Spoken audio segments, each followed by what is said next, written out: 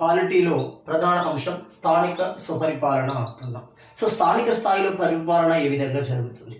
So దేశంలో పరిపాలన విధానాన్ని కనుక గమనిస్తే మనకు ప్రధానంగా ప్రస్తుతం మూడు రకాలుగా మూడు అంచెలలో ఉండడం జరిగింది. అంటే మూడు సందర్భాల్లో మనకు కనబడుతుంది. ఒకటి గ్రామీణ సందర్భంలో లేదా పట్టణ సందర్భంలో కనబడే పరిపాలన మనము స్థానిక స్వపరిపాలన అంటాం, లోకల్ గవర్నమెంట్ అంటున్నాం.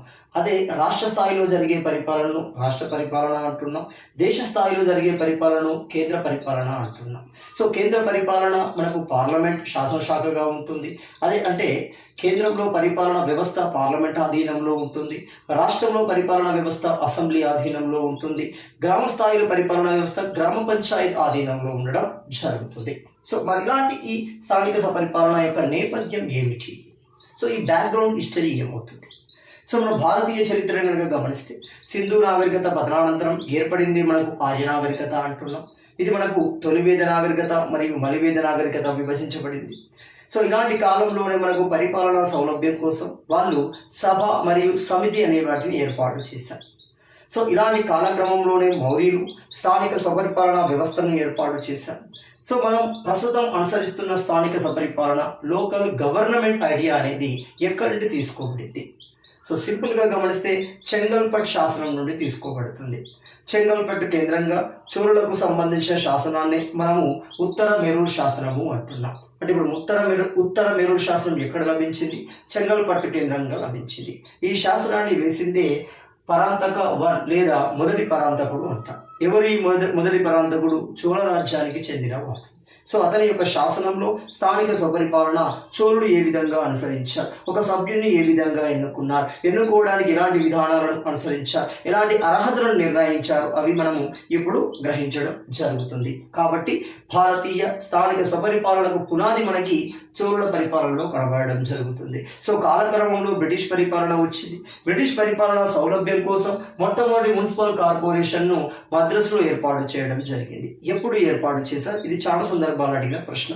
మద్రాసునే ప్రస్తుతం చెన్నరాయపట్నం, చెన్నై అంటున్నాం. 1687 సంవత్సరంలో మద్రాసు కేంద్రంగా బ్రిటిష్ వారు మున్సిపల్ కార్పొరేషన్ను ఏర్పాటు చేశారు. కాలక్రమంలో కౌన్సిల్ చట్టాలు వచ్చాయి. మరి అలాంటి కౌన్సిల్ చట్టాలు మొత్తం 4 ఉంటున్నాయి. అందులో 1861 కౌన్సిల్ చట్టాన్ని గమనిస్తే మద్రాస్, బొంబాయి, కోల్కతా కేంద్రంగా ఈ మున్సిపల్ కార్పొరేషన్లను గుర్తించడం జరిగింది, అమలు చేయడం జరిగింది. అంటే ఏ కౌన్సిల్ చట్టం ప్రకారం? 1861 కౌన్సిల్ చట్టం ప్రకారం. సో కాలక్రమంలో మనకు గమనిస్తే లార్డ్ మేయో అంటాం. చాలా చాలా important. Governor general lord Mayo. So భారతదేశ కేంద్రంగా హత్యకు గురైన గవర్నర్ జనరల్ లేదా వైస్రాయ్ ఎవరవుతున్నారు? లార్డ్ మేయో అవుతున్నారు. ఈ లార్డ్ మేయో 1870లో ఒక తీర్మానాన్ని చేయడం జరిగింది. దాని లార్డ్ మేయో తీర్మానం లేదా మేయో తీర్మానము అంటాం. సో ఈ తీర్మానంలో స్పష్టంగా ఇచ్చాడు ఏమని? స్థానిక పరిపాలన గురించి, స్థానిక పరిపాలన విధానాల గురించి మొదటిసారిగా చర్చించడం జరిగింది. అందుకే దేశంలో స్థానిక పరిపాలన ఏర్పాటు చేయడానికి ఒక మైలురాయిగా మనం దీన్ని భావిస్తాం, ముఖ్య ఘట్టంగా భావించడం జరుగుతుంది. ఆ తర్వాత వచ్చిన 1882లో లార్డ్ రిప్పన్, చాలా చాలా ఇంపార్టెంట్, లార్డ్ రిప్పన్ తీర్మానాన్ని ప్రవేశపెట్టడం జరిగింది. ఈ తీర్మానం ఆధారంగానే భారతదేశ కేంద్రంగా స్థానిక స్వపరిపాలన రూపుదిద్దుకోవడం జరిగింది. అందుకే దీన్ని ఏమంటున్నాం? మాగ్నా కార్టా అంటున్నాం. అసలు ఈ మాగ్నా కార్టా ఏంటి?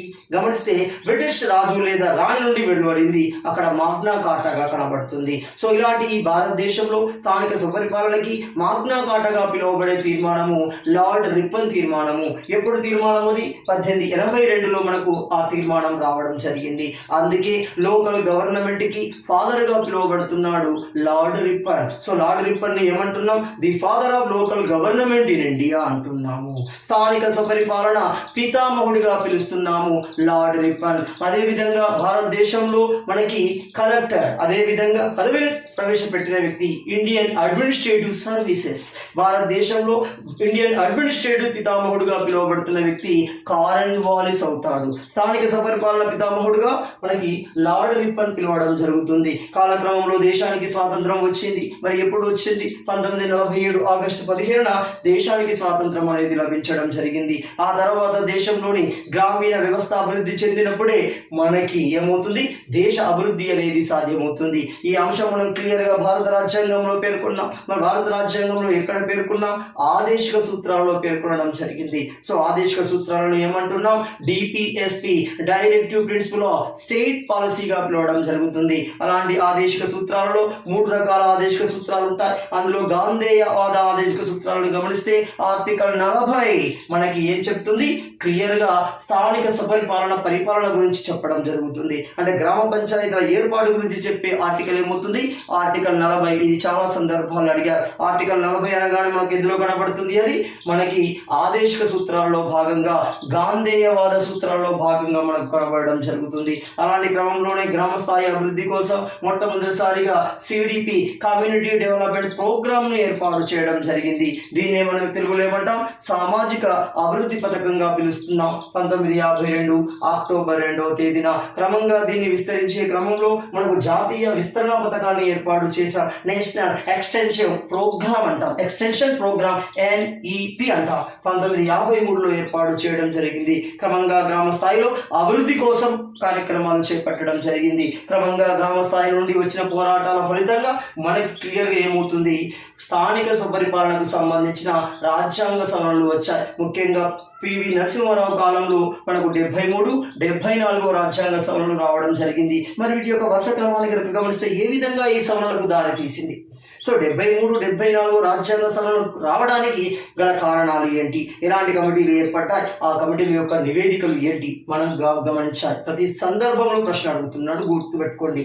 1957లో బలవంతరాయ్ మెహతా అధ్యక్షతన మొట్టమొదటి కమిటీని వేయడం జరిగింది. గ్రామ పంచాయతీల స్థానిక పరిపాలన ఏర్పాటు సాధ్యాసాధ్యాలను పరిశీలించడం కోసం 1957 బలవంతరాయ్ మెహతా కమిటీ ఏర్పాటు చేస్తే ఈ కమిటీ 1957 నవంబర్ 24న తన నివేదికను ఇవ్వడం జరిగింది. 1958న ఈ నివేదిక ఆమోదించబడడం జరుగుతుంది. మరి బలవంతరాయ్ మెహతా కమిటీలో ఏ నివేదిక ఉంది? ఏ సమాచారం ఉంది అంటే మన క్లియర్ గా 3 టైర్ సిస్టమ్, 3 అంచెల వ్యవస్థను ఏర్పాటు చేయండి. తద్వారా గ్రామ పట్టణ స్థాయి అభివృద్ధిని మనం చేపట్టవచ్చు, స్థానిక సుపరిపాలన అభివృద్ధిని చేపట్టవచ్చు అని చెప్తున్నాడు. అంటే ఇప్పుడు సింపుల్, బలవంతరాయ్ మెహతా కమిటీ అనగానే మనకు 3 అంచెలు లేదా 3 టైర్ సిస్టమ్ అనేది అంటున్నాం. అంటే 3 అంచెలు మరి ఏంటి? ఇప్పుడు ప్రశ్న అడుగుతాడు. బలవంతరాయ్ మెహతా సూచించిన విధానం లేదా 3 అంచెల విధానాన్ని సూచించిన కమిటీ, బలవంతరాయ్ మెహతా కమిటీ ప్రకారం 3 అంచెల విధానంలో లేనిది అడగవచ్చు. ఇక్కడ గమనిస్తే 3 అంచెలలో మొదటి అంచె జిల్లా స్థాయిలో ఉండడం జరుగుతుంది. రెండవ అంచె పంచాయతీ సమితి రూపంలో మండల స్థాయిలో ఉంటుంది. మూడవ అంచె గ్రామ స్థాయిలో గ్రామ పంచాయతీ రూపంలో మనకు కనబడడం జరుగుతుంది. మరి వీటికి ఎన్నికలు ఏ విధంగా నిర్వహించాలి? అతి పెద్ద టాప్. ఇందులో జిల్లా పంచాయతీ సమితి, మండల స్థాయి వాటికి పరోక్ష ఎన్నికలు నిర్వహించండి అని చెప్తున్నారు. గ్రామ స్థాయిలో ఉన్న వాటికి ప్రత్యక్ష ఎన్నికలు నిర్వహించండి అని మనకు బలవంతరాయ్ మెహతా కమిటీ చెప్పడం జరుగుతుంది. మొత్తంగా ఈ కమిటీ సూచనలు అమలు చేసే ప్రయత్నం చేశారు. అలా ప్రయత్నించిన మొట్టమొదటి రాష్ట్రం మనకు రాజస్థాన్ లోని నాగౌర్ జిల్లా అవుతుంది. నాగౌర్ జిల్లా ఎక్కడ ఉంది? రాజస్థాన్ లో ఉంది. 1959 అక్టోబర్ 2వ తేదీన రాజస్థాన్ లోని నాగౌర్ కేంద్రంగా మనకి 3 అంచెల వ్యవస్థ మొదటిసారిగా అమల్లోకి రావడం జరిగింది. ఆంధ్రప్రదేశ్ కేంద్రంగా రంగారెడ్డి జిల్లా, షాద్ నగర్ కేంద్రంగా మనకు రెండవ సందర్భంలో రెండవ రాష్ట్రం ఈ బలవంతరాయ్ మెహతా కమిటీని అమలు చేయడం జరుగుతుంది. మరి ఇలాంటి క్రమంలోనే మరో కమిటీ వచ్చింది. ముఖ్యంగా జనతా ప్రభుత్వం మొరార్జీ దేశాయ్ అధ్యక్షతన ఏర్పాటు చేయబడిన జనతా గవర్నమెంట్ 1977 డిసెంబర్లో 14 మందితో కూడిన అశోక్ మెహతా కమిటీ అనేది ఏర్పాటు చేయబడింది.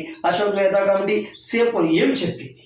సో స్థానిక సుపరిపాలన గురించి ఏం చెప్పింది? 1978లో తన నివేదికలు ఇచ్చింది. 1978 ఆగస్టులో నివేదిక ఇచ్చింది. ఏర్పాటు చేసింది ఎప్పుడు? 1977 డిసెంబర్లో ఏర్పాటు చేస్తే 1978 ఆగస్టులో తన నివేదికను ఇవ్వడం జరిగింది. మరి ఈ నివేదికలో ఏముంది గమనిస్తే 2 అంచెల విధానాన్ని చూపించింది. బలవంతరాయ్ మెహతా కమిటీ అనగానే 3 అంచెల విధానం చూపించబడుతుంది. అశోక్ మెహతా కమిటీ అనగానే 2 అంచెల విధానాన్ని చూపించడం జరుగుతుంది. మరి ఆ 2 అంచెలు ఏంటి? ఒకటి మనకు జిల్లా స్థాయి, 2 మండల పరిషత్. జిల్లా పరిషత్, మండల పరిషత్ సూచించిన కమిటీ అశోక్ మెహతా కమిటీ అంటున్నాం. అదే విధంగా గ్రామ కమిటీలను ఏర్పాటు చేయండి. గ్రామ పంచాయతీల సమక్షంలో గ్రామ కమిటీలను ఏర్పాటు చేయండి. అంతేకాకుండా రిజర్వేషన్లు పాటించండి. పార్టీ ప్రాతిపదికన ఎన్నికలు నిర్వహించండి. గ్రామ పంచాయతీలకి స్వచ్ఛందంగా పన్నును వసూలు చేసే కొద్ది అధికారాన్ని ఇవ్వండి, తద్వారా అవి స్వయం ప్రతిపత్తిగా పనిచేయగలవు అనే విషయాన్ని మనకు అశోక్ మెహతా కమిటీ చెప్పింది. అంటే అశోక్ మెహతా కమిటీ ప్రకారం 2 అంచెల విధానం చూపించబడింది, గ్రామ కమిటీలు చూపించబడ్డాయి, రిజర్వేషన్లు అయిన ఎస్సీ ఎస్టీ రిజర్వేషన్లు చూపించబడ్డాయి, పన్ను అధికార పదులు చూపించబడింది.